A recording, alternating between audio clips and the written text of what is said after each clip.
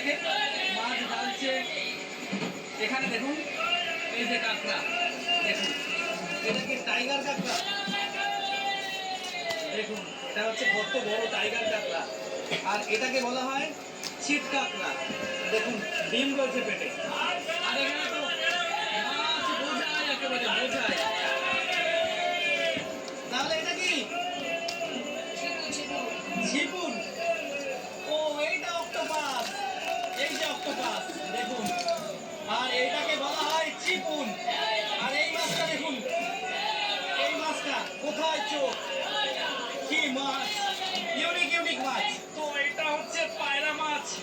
আমি উঁচু করতে পারছি না, দেখুন মানে প্রায় 15-20 কিলো হবে পায়রা মাছের নাম।